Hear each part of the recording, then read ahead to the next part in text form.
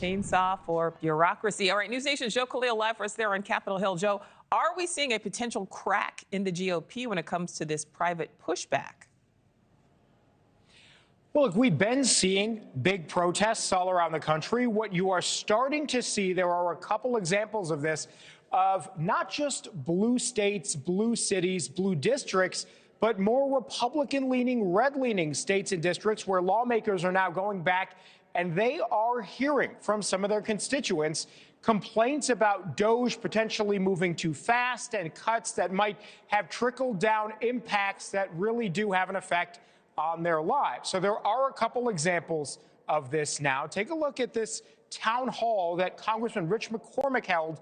This was in Roswell, Georgia, part of his district, which, by the way, he won 65 to 35. So again, we're not talking about a liberal or progressive area at all. And he got a lot of questions about DOGE, about cuts, about how fast it is moving and whether or not it is going to have any kind of detrimental impact on their lives. There were a lot of tense back and forth between this crowd of several hundred and the congressman. Take a listen to one exchange here. Why is this being jammed down the pipe so rushed and sloppily? So use a scalpel.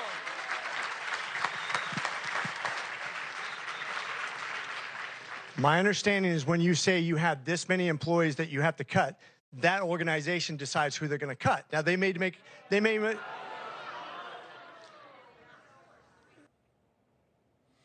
So again, they're not exactly checking party affiliation on the door, so we don't know exactly who was in that town hall, but there were a lot of exchanges that sort of mirrored that really sort of tense and awkward energy there in the room between the crowd and between the congressman. Congressman Troy Balderson also, in his home state of Ohio, held a roundtable where he referenced this a bit. He said, quote, Congress has to decide whether or not the Department of Education goes away. Not the president, not Elon Musk. Congress decides. Now, we reached out to his office. He said that he was taken out of context here. He says he is fully behind DOGE and their efforts, but that Congress also has to do its part. Now, the White House, for their part, they are continuing to stand by DOGE, by the cuts that they are making and the efforts to try to reduce the size of the federal government. Just this morning, Press Secretary Caroline Leavitt had this to say.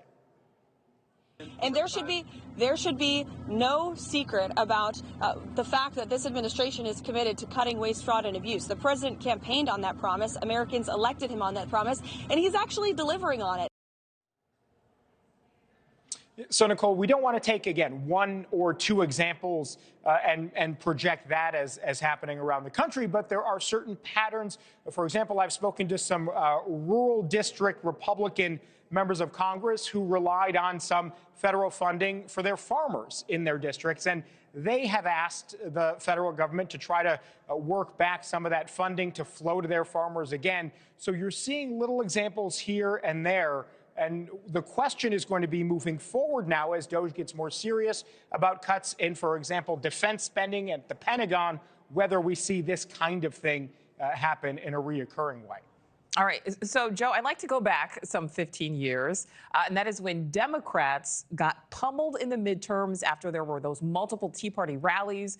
There were town halls. So the politics of everything happening right now is clearly on people's minds as well.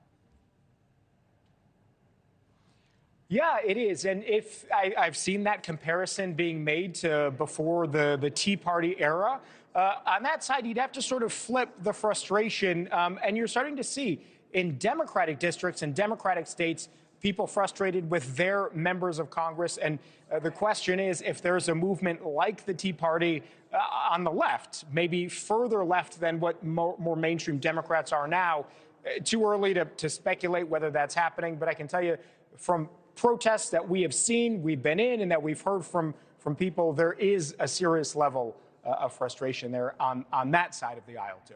All right. Joe Khalil, live for us there in D.C. Thank you. Thanks for watching. Go to joinnn.com to find News Nation on your screen. And don't forget to click the red subscribe button below to get more of News Nation's fact-driven, unbiased coverage.